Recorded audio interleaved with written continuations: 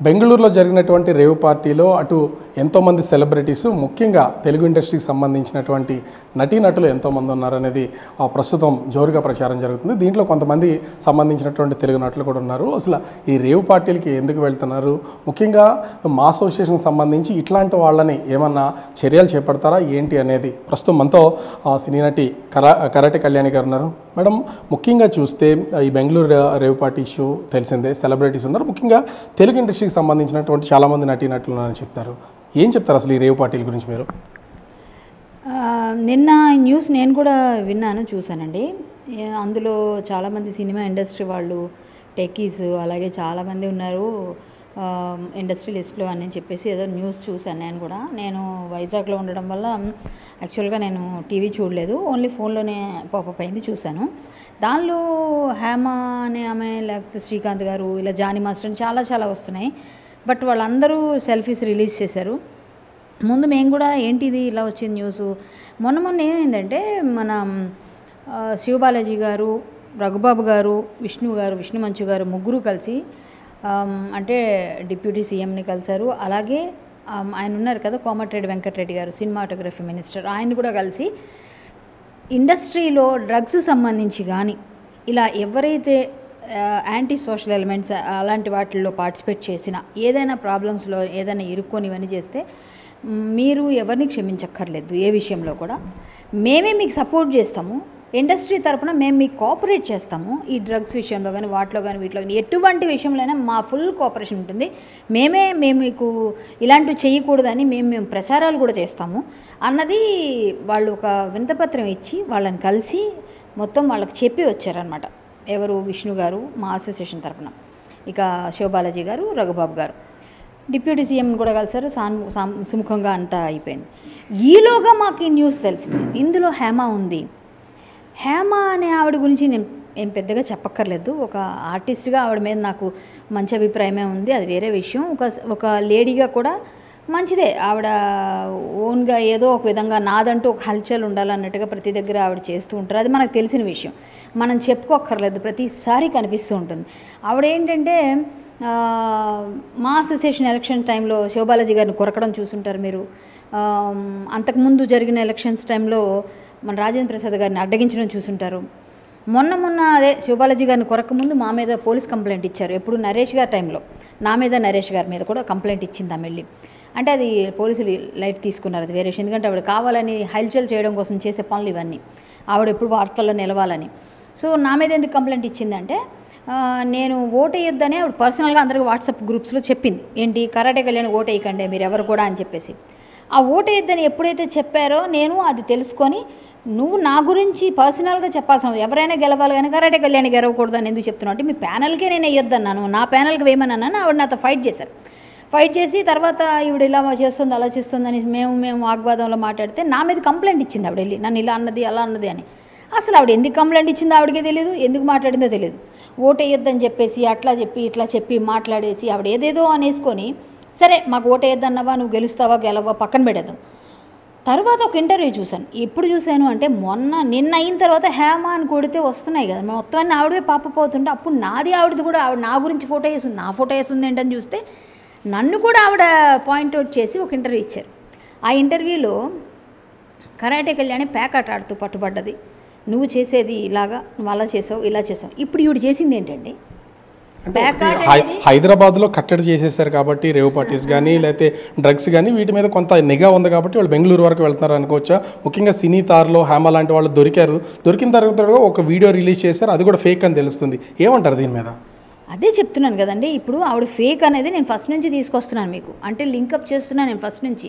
ఆవిడ అన్నింటిలోనే ఫేక్గానే వచ్చేసి ఫేక్గా మాట్లాడేసి నేను హల్చల్, నేను పెద్ద ఇండస్ట్రీని అంతా కాపాడుతున్న మహిళని, నన్ను తప్ప ఎవరు దాటి వెళ్ళలేరు అన్నట్టుగా చేస్తుంటుంది ఆవిడ వీడియోస్.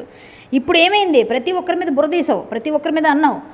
ఈరోజు నువ్వు చేసిందేంటి, డ్రగ్స్ అక్కడ ఉన్నాయట, ప్లస్ రేవ్ పార్టీ అంటేనే చాలా వరస్ట్ అంతా ఉంటారు, గ్యాంగ్ అంతా ఏంటంటే తాగి తిరిగి ఊగి ఇంకేమీ చేస్తారో కూడా చెప్పుకోలేనంత ఉంటుంది అక్కడ.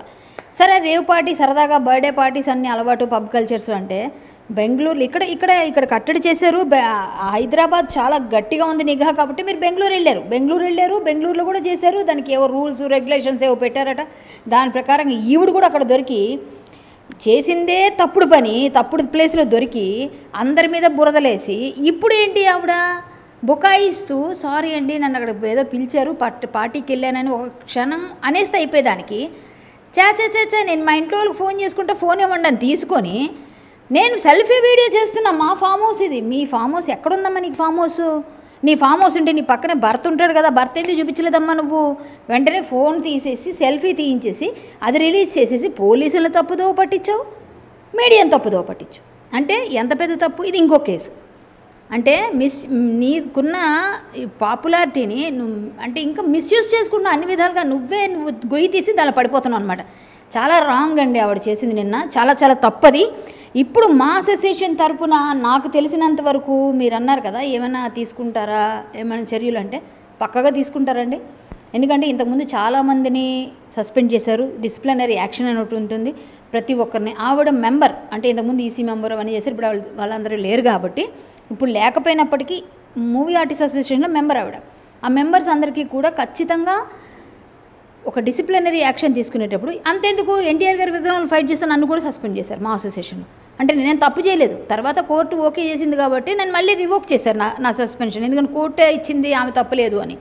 కానీ ఇప్పుడు నువ్వు చేసింది ఒక డ్రగ్స్ దొరికిన దగ్గర ఒక రేవ్ పార్టీలో ఇది చాలా చాలా అమానుషం. అసలు మా అందరికీ పరుగు పోయేటట్టుగా చేసి ఒక ఆర్టిస్ట్ ఇద్దరు ఆర్టిస్టులు చేయడం వల్ల అందరికీ పడుతుంది కదండి. ఆర్టిస్టులు అంతా ఇంతే, ఆర్టిస్టులు అందరూ తాగుతున్నారు, ఊగుతున్నారు, తిరుగుతున్నారని ఆవిడే చెప్పింది. నువ్వేమో పేకాట్లో పట్టుబడ్డా అని చెప్పి ఈ మాట మళ్ళీ నేను రిపీట్ చేస్తున్నాను కదా. ఒక ఆడపిల్ల మీద నిందేసింది, నువ్వు చిన్న పేకాట విషయం మాట్లాడు కొన్ని తప్పు, అది కూడా నేను మానేసుకున్నా, ఎవడో ఇరికించాడు అప్పుడు అనుకుందాం, అయినా వినరు.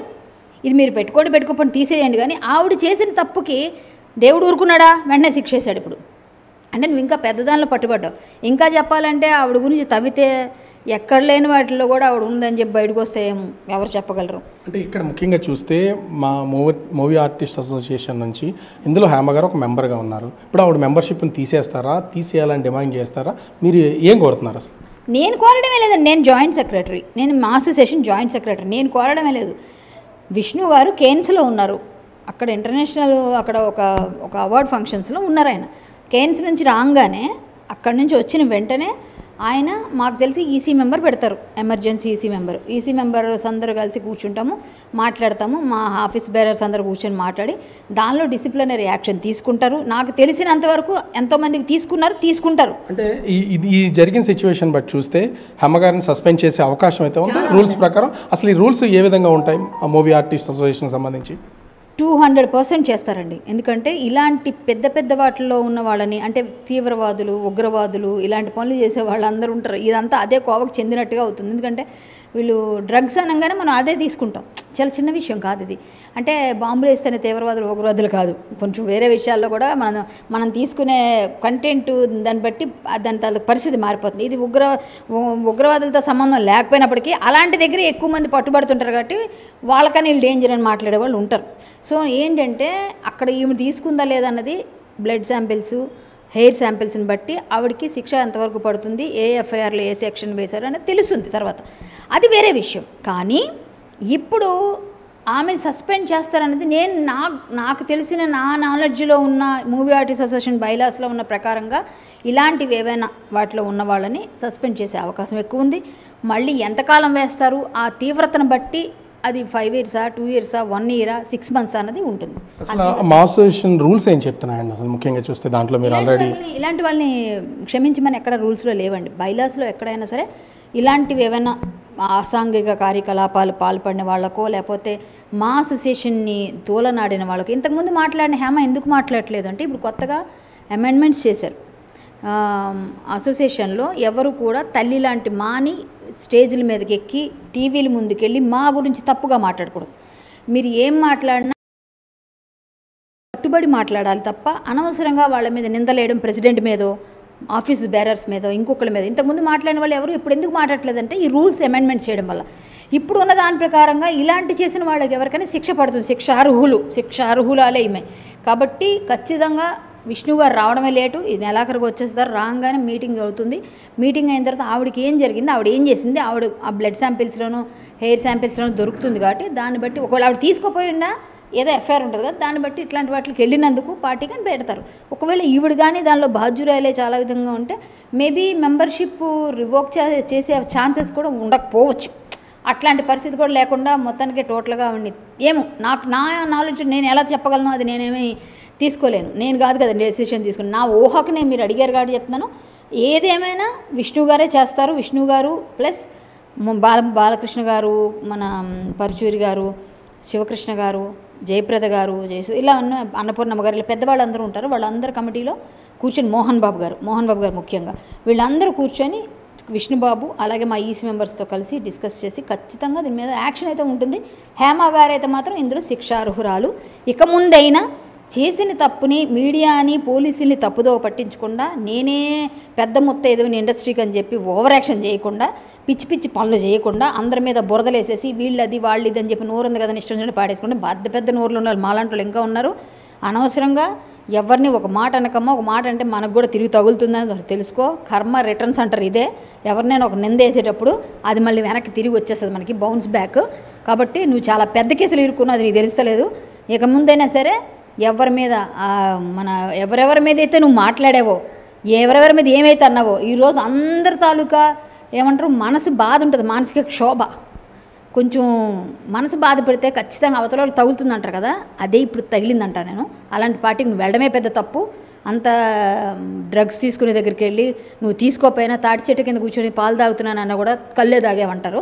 కాబట్టి పరిస్థితి అలా వచ్చింది. ఎవరిని అనుకో, ఒక ఆడపిల్లగా నేను బాధపడుతున్నాను, నీ పరిస్థితికి జాలి పడుతున్నాను, చాలా ఫీల్ అవుతున్నాను. ఒక చెల్లి అంటావు కదా, అక్కగా నిజంగా నువ్వు బాధలో ఉన్నావని నేను మెసేజ్ కూడా పెట్టాను, ఎలా ఉంది అక్క ఏంటి పరిస్థితి అని. నువ్వు బాగుండాలి, సేఫ్గా మంచి రిజల్ట్ రావాలని కోరుకున్నాను. బట్ నువ్వు చేసినవి అయితే అందరికీ బాధ అనిపించింది. కాబట్టి ఇలాంటి వాటిలో వెళ్ళి ఇరుక్కోవడం కరెక్ట్ కాదు. ఇప్పటికైనా కొంచెం నోరు అదుపులో పెట్టుకుంటే బాగుంటుంది. ఇంకోటి ఏంటంటే ఇవాళ ఇందాక ఏదో బిర్యానీ వండుతున్నట్టుగా ఏదో పాత పోస్టో కొత్త పోస్టో కానీ, ఒకవేళ కానీ పాత పోస్ట్ అనుకోండి, ఆ బిర్యానీ ఎలా ఉన్నట్టు డైవర్ట్ చేయడానికి పెట్టారు బయట అంటున్నారు పాత పోస్ట్ అని. ఒకవేళ కొత్త పోస్టే కానీ అదైతే మీకు ఎంత బాధ్యత లేదో బాధ్యత రాహిత్యం కనిపిస్తుంది అక్కడ. ఇంత పెయిన్లో ఉండి ఇలాంటి పెద్ద కేసులో ఉండి నవ్వుకుంటే నేను బిర్యానీ వండుకుంటున్నాను ఇంట్లోనే ఉన్నాను మళ్ళీ ఇంకో డైవర్ట్ చేయడం నచ్చలేదక్క నువ్వు చేసిన పని అయితే. ఇక్కడ ముఖ్యంగా చూస్తే మూవీ ఆర్టిస్ట్ అసోసియేషన్కి సంబంధించి ఆల్రెడీ ఈసీ మెంబర్గా ఉన్నారు. మిగిలిన వాళ్ళు ఎవరన్నా అంటే ఇప్పుడు హేమ గారి పేరు అయితే వినిపిస్తుంది, చాలామంది టాలీవుడ్కి సంబంధించినటువంటి నటీనటులు ఉన్నారని వాళ్ళ పేర్లు ఏమన్నా ఇతర పేర్లు ఏమైనా బయటపడ్డాయా మీకు తెలిసి? లేదండి, నాకైతే ఎవరికి అనిపించలేదు. శ్రీకాంత్ గారు ఇంట్లోనే ఉన్నారని ఆయన చేశారు, జానీ మాస్టర్ కూడా చేశారు, ఈవిడ చేశారు. ఈవిడ ఫేక్ అని బయటకు వచ్చింది క్లియర్గా. ఎందుకంటే ఈవిడ డ్రెస్ ఆ డ్రెస్ ఈ డ్రెస్ ఒకటి నేను కూడా నమ్మలేదు ఫస్ట్. ఈవిడ కూడా పాపం ముందేమోలే బయట వచ్చేసి హైదరాబాద్లో ఉంటే ఏముంది మా అమ్మ మేము కానీ అదిగో పులి అంటే ఇదిగో తోక అంటారు, సరే ఆవిడ ఉందో లేదో వచ్చేసిందేమో ఫేక్ అనుకున్నాం. ఎప్పుడైతే ఈవిడ మిస్లీడ్ చేసిందో అందరినీ బయటికి, ఎప్పుడైతే సేమ్ వాళ్ళ ఫొటోస్ రిలీజ్ చేశారు పోలీసు వాళ్ళు, సేమ్ డ్రెస్లోనే ఉండరు కదా అంత తొందరగా ఎలాగవుతుందండి. అప్పుడు ఒక అరగంటలోనే ఆవిడ వచ్చేస్తుంది హైదరాబాద్. ఎంత ఫ్లైట్లో రావాలో 1 అవర్ పడుతుంది. సో 1 అవర్ నుంచి ఇంటికి రావడం ఇంకో 1 అవర్ మన ట్రాఫిక్కి. సో ఆవిడ మిస్లీడ్ చేసింది అని చెప్పి అందరికి అర్థమైపోయిన తర్వాత మాత్రం నాకు కొంచెం బాధ అనిపించింది. అయ్యో ఆడపిల్ల ఇలా ఇరుక్కుందని. మళ్ళీ ఏంటంటే ఆవిడ చేసినవి ఆవిడకి తగిలేలే, మరి ఏం చేస్తాం, అందరి తలకు ఉసురు పోసుకుంది కదా చాలా మాట్లాడి అని ఫీలింగ్ అనిపించింది. కానీ ఒకటి ఆవిడ సారీ చెప్పాలి ఫస్ట్ మీడియాకి పోలీసులకి, అది చేయాల్సిన పని. నేనేదో వచ్చానండి, నన్ను పిలిచారు, ఇన్వైట్ చేస్తే ఆర్టిస్టులం కదా అని అదేదో చెప్పకుండా ఇలా చేయడం వల్ల మాత్రం ఆవిడ ఇరుక్కుందని అనుకుంటా. మీరు ఇంకేదో ఎప్పుడైనా అడిగారు అంటే ఇండస్ట్రీ తరపున ఇంకా ఎవరు అన్నది నాకు తెలిసి క్లారిటీ లేదండి. నేను ఈసీ మెంబర్ కాదు, జాయింట్ సెక్రటరీ నేను, అందుకనే మా అసోసియేషన్ గురించి నేను అంత అథెంటికేటెడ్ మాట్లాడుతున్నా కూడా. చెప్పండి. ఇంకొకటి చూస్తే ముఖ్యంగా ఈ రేవ్ పార్టీలు కానీ డ్రగ్స్ కానీ పాల్గొంటున్నటువంటి వాళ్ళు చాలామంది ఉన్నారు, ముఖ్యంగా సెలబ్రిటీస్, అందులోనూ తెలుగు ఇండస్ట్రీ ఏంటైతే అంతర్జాతీయ ఖ్యాతి అయితే ఉన్నటువంటి పొజిషన్. అసలు ఇట్లాంటి వాళ్ళని ఎలాంటి శిక్ష వేయాలంటారు? అటు మూవీ ఆర్టిస్ట్ అసోసియేషన్ కావచ్చు, ఇతర శిక్షలు కానీ, అంటే ఏం చెప్తారు మీరు దీని గురించి? అంటే ఆడైనా మగైనా శిక్ష వేయాలండి ఎవరైనా. తప్పుడు అంటే ఈ డ్రగ్స్ అనేది మనం అది పిల్లల భావితరాలని చెడగొట్టేవి ఇవన్నీ పార్టీలు. రేవు పార్టీలు ఏంటండి, రేవు పెట్టకుండా మంచి కర్ర పట్టుకొని మంచి రేవు పెడితే బాగుంటుంది. రేవు పార్టీలు అంటే విచ్చలవిడితనం పెరిగిపోయి పిచ్చి పిచ్చిగా డ్రగ్స్ వేసేసి 300-400 మంది 100 మంది అంటే వీడు డబ్బులు కట్టాలంటే వీడు అంత డబ్బులు దండుకుంటే 50-60 లక్షలు ఆ పార్టీ అంటది. ఎందుకండి, చక్కగా నువ్వు అంత ఎంజాయ్ చేయాలనిపించింది, నీకు అంత అలవాటు ఉంది, ఏదో ఉంది, చక్కగా అమ్మ నాన్నతో బయటికి వెళ్ళి సరదాగా ఒక రెస్టారెంట్లో కూర్చొని తినేసి మంచిగా ఏదన్నా మంచిగా ఎంజాయ్ చేయొచ్చు. లేదంటే కులుమనాలో కొడైకెనాలో వెళ్ళి 4 రోజులు చక్కగా హ్యాపీగా ఫ్యామిలీని తీసుకొని తిరిగితే ఆ డబ్బులు ఈ డబ్బులని తాగేసి ఊగేసి ఫుల్ మత్తులో జోగిపోయి ఒకరికొకరు పొడి చేసుకొని తిట్టేసుకొని కొట్టేసుకొని ఏం పార్టీలు అండి ఇవన్నీ. కల్చర్ని మొత్తం నాశనం చేసి పాడదొబ్బుతున్నారు మొత్తం అంతాను. ఇంకా చెప్పాలంటే ఇండస్ట్రీకే ప్రతిదీ ఆపాదిస్తారు. మా కర్మగాలి ఎలాంటి వాళ్ళు కొంతమంది దొరుకుతారు కాబట్టి, కర్మకాలి ప్రతి దగ్గర ఎవరో ఒకరు ఇండస్ట్రీ వాళ్ళు దొరుకుతారు కాబట్టి ఒక్కళ్ళు చేస్తే మొత్తం ఇండస్ట్రీ వాళ్ళే ఇండస్ట్రీ మొత్తం అందరిని వేస్తారు. ఇప్పుడు నిజంగా తాగని వాళ్ళు నాలాంటి వాళ్ళు ఉంటారు, అసలు అలవాటే లేదు మాకు ఎవరికే. కానీ చూస్తే క్యారెక్టర్స్ చేస్తే వీళ్ళు తాగుబోతులే, వీళ్ళు తిరిగిపోతులే, ఎందుకంటే క్యారెక్టర్స్ చేస్తున్నాం కదా, దానివల్ల ముద్ర వేసేస్తారు. సినిమా ఇండస్ట్రీ అంటే ఒక ముద్ర. మేము ఎన్ని మంచి పనులు చేస్తున్నాం, ఎంత మంచిగా ఉన్నాము, ఏ విధంగా ఉన్నాము, ఎలా ఉన్నామని ఎవరికి అవసరం లేదు.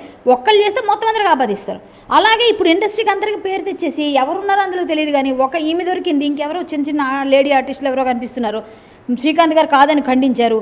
నెక్స్ట్ మన ఆయన ఎవరో జానీ మాస్టర్ కూడా ఖండించారు. సో వీళ్ళు ముగ్గురు పేర్లు ప్రముఖంగా వినిపించాయి. వీళ్ళు ముగ్గురులో ఒక ఆమె ఉంది అక్కడ, మిగిలిన ఇద్దరు లేరంటున్నారు. మరి వేచి చూడాలి. ఖచ్చితంగా లేరని నేను ఐ హోప్ సో, ఎందుకంటే వాళ్ళు ఉండకపోవచ్చు, ఉంటే అంత గట్టిగా మాట్లాడలేరు. ఈమెయితే మాత్రం ఖచ్చితంగా బుక్ అయిపోయిందండి. ఆవిడ నోరు, తన కోపము, తన శత్రువులాగా తన వాయిస్, తన వెకిలి చేష్టలు, తన మాటలు అన్నీ కలిపి తన పంపుతుంది. జాలేస్తుంది నాకైతే పాపం. అయ్యో హేమక్క ఇలా అయిపోయింది ఏంట అని జాలేస్తుంది. అందరి మీద నాకు సిస్టర్ లాంటిది, నాకు పాపం ఒక ఆడపిల్ల మంచిగా ఉండాలని కోరుకుంటున్నాను. ఆవిడ ఇలాగే మాట్లాడింది నా కోసం. పాపం ఒక ఆడపిల్ల మంచిగా ఉండాలి, నేను సేమే కోరుకుంటున్నాను, నీ మంచిగా కోరుతున్నానమ్మా, మంచిగా ఉండాలి, నీ గురించి ఏ విధమైన ఇది రాకూడదని, నీకు అందులో నా టెస్ట్లో నీ దగ్గర ఏం బయటకు రాకూడదు, నువ్వు తీసుకున్నావని చెప్పకూడదని నేను కోరుకుంటున్నాను. నాకు తెలిసిన నా రాముని నేను కోరుకుంటున్నా, మీకు మంచి జరగాలి. మీకేమైనా శిక్ష పడేది అసోసియేషన్ తరపున ఏమైనా పడితే అది పెద్దవాళ్ళు చూసుకుంటారు. నా అనాలిసిస్ ప్రకారంగా నేను చెప్పగలిగాను ఏముంటుందని. మేబీ అందరితో పాటుగా ఎవరిని చేసినా ఎవరైనా ఒకటే, rule is rule for all. కాబట్టి ఆవిడని సస్పెండ్ అయితే కన్ఫామ్గా చేస్తారు, అది నేను చెప్పగలను బల్ల గుద్ది నొక్కి వక్క నుంచి. మొత్తానికి చూడొచ్చు, తెలుగు మూవీ ఆర్టిస్ట్ అసోసియేషన్ నుంచి హేమ గారి మీద ఖచ్చితంగా వేటుపడుద్ది. అధ్యక్షుడు మంచు విష్ణు వచ్చిన తర్వాత దీని మీద చర్యలు తీసుకునే అవకాశం అయితే ఉంటుంది. కానీ ఆ తెలుగు ఇండస్ట్రీకి సంబంధించి ఒకరిద్దరు దొరికినా కూడా మొత్తం ఇండస్ట్రీ మొత్తానికి ఈ డ్రగ్స్ కానీ ఇతర రేవ్ పార్టీ లాంటి వాటిని ఆపాదించి ఆ ఇండస్ట్రీ పరువు పోయేలాగా చేస్తున్నారు. ఖచ్చితంగా హేమ తన నోటి నుంచి వచ్చిన ఒక్కొక్క మాట, ఒక్కొక్క విమర్శ, చేసినటువంటి వ్యాఖ్యలే తిరిగి తనకి కొట్టాయి తప్ప వేరే ఉద్దేశం ఏమీ కాదు. ఇది ఆమె ఎట్లాంటి ఇబ్బందికర వాతావరణం లేకుండా తన బాడీలో ఏ విధమైనటువంటి డ్రగ్స్ శాంపుల్స్ దొరకకుండా బయటపడాలని నేను కూడా కోరుకుంటున్నానని కరాటి కళ్యాణి గారు చెప్తున్నటువంటి పరిస్థితి. కెమెరామెన్ మురళితో రాజు, బిగ్ టీవీ, విశాఖపట్నం.